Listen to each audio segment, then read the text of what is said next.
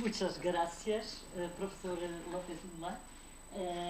Queria aproveitar muito brevemente para agradecer a oportunidade de estar neste magnífico congresso e cumprimentar, felicitar a organização deste congresso.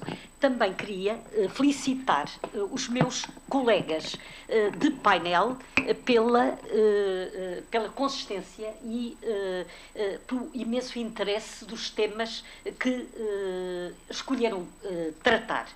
Na realidade, o meu tema é a decisão judicial computadorizada em matéria penal, que eu prevejo que traz consigo sérias ameaças à solidez das traves mestras do Estado de Direito. Em 2016, o Supremo Tribunal do Estado americano do Wisconsin proferiu uma decisão de indeferimento do recurso apresentado por Eric Loomis da sentença proferida pelo Tribunal de Primeira Instância, que o condenara à pena máxima prevista na moldura penal dos crimes pelos quais vinha acusado, com base num relatório que integrava o resultado produzido pela ferramenta computacional de avaliação de risco, COMPASS, que o classificou como de alto risco de reincidência. Ora bem, os argumentos do advogado, de Loomis, não foram acolhidos pelo Supremo Tribunal do Estado do Wisconsin. E que argumentos eram esses? O uso da resposta algorítmica feria os princípios garantísticos do fair trial, o processo justo e equitativo, designadamente o princípio do direito de defesa, que exige o conhecimento pelo arguido do conteúdo da fundamentação da sentença, bem como de todos os elementos que a integram, que não foram fornecidos pela empresa Northpoint, proprietária do software, alegando a proteção do direito de propriedade industrial. Outro princípio, que é corolário do princípio do direito, o direito de defesa, o contraditório. O princípio do contraditório, visto que, desconhecendo o arguido informação relevante, não pode exercer o direito de contrariar a forma como foi obtida, conhecida e avaliada pelo Tribunal esses elementos trazidos pela ferramenta algorítmica. Outro princípio violado, o princípio da individualização da sentença. Porquanto a decisão se baseou no resultado ditado pela máquina, que está programado para avaliar não o específico risco que representa a pessoa em concreto, mas o risco associado a grupos de pessoas colocadas numa situação análoga. Terceiro argumento. O algoritmo teria sido concebido não para a fase de julgamento, mas para a fase de execução da pena, designadamente para auxiliar a decisão a tomar sobre a liberdade condicional. É evidente que o uso desta ferramenta algorítmica que o Supremo Tribunal do Wisconsin considerou aceitável, no entanto, advertiu para o seu uso irrefletido, pôs em causa a transparência, a imparcialidade, a igualdade de tratamento, em definitivo, o direito à tutela jurisdicional efetiva dos direitos dos cidadãos, que, aliás, vive no essencial, todos estes princípios vivem no essencial dos princípios de Bangalore, que estão vazados numa resolução aprovada em 2006 pelo Conselho Económico-Social das Nações Unidas.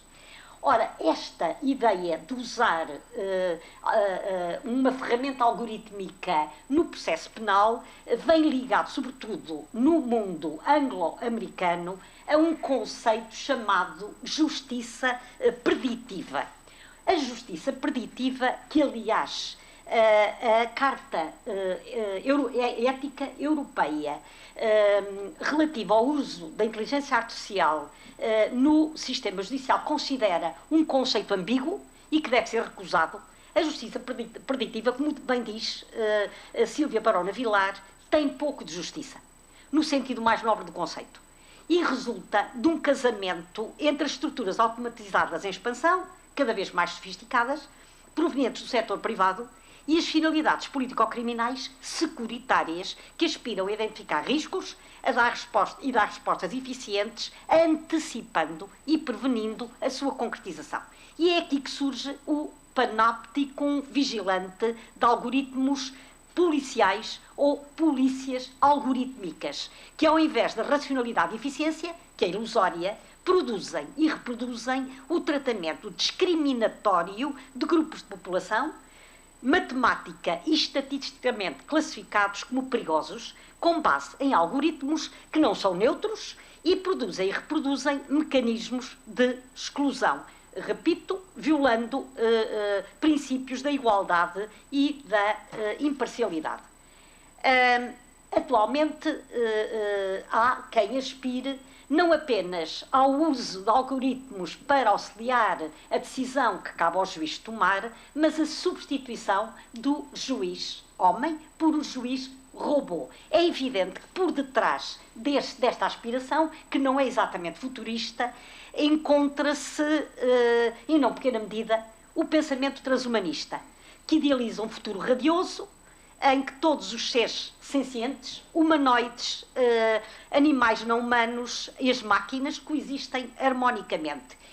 E um caminho será o da singularidade.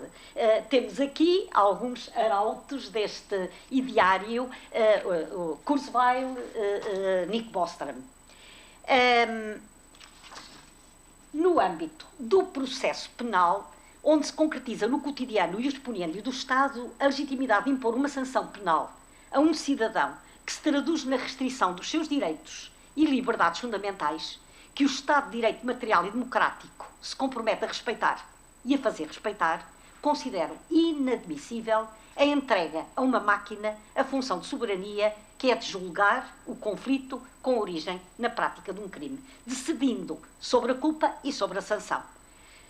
Não aceito, como argumentos válidos, a propalada objetividade, estrita imparcialidade do juiz-máquina versus a subjetividade do juiz ser humano, portanto, a eficácia e eficiência no sistema pela redução de margens de erro.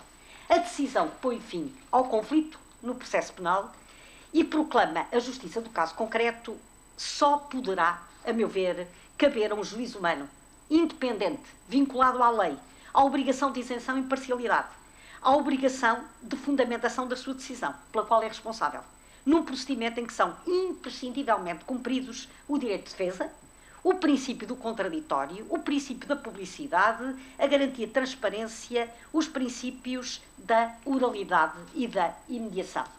A racionalidade matemática do algoritmo, votada à gestão de dados, a aplicação mecânica das regras introduzidas, de per si, não substitui o ser humano, que pensa, que tem memória, que domina não apenas a sintaxe, mas também a semântica, que argumenta e que duvida.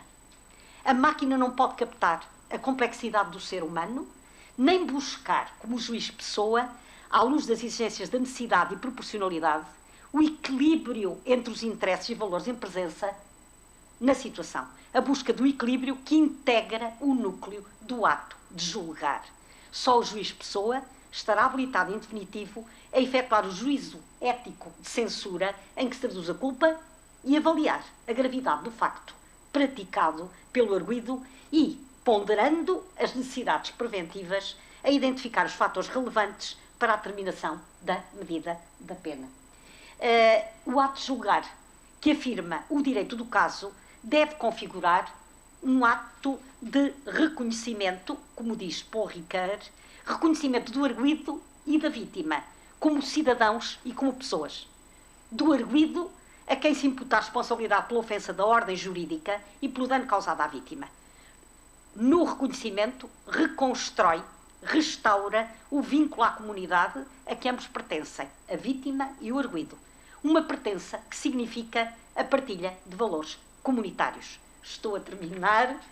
A decisão computadorizada, pela sua natureza, implica uma radical mudança do paradigma cultural que suporta a administração da justiça que se desumanizará. A máquina não pode reconhecer a subjetividade indiscernível de cada pessoa, sujeito de direito, munido de uma dignidade intangível, pressuposto inarredável para a realização da justiça. Muito obrigada.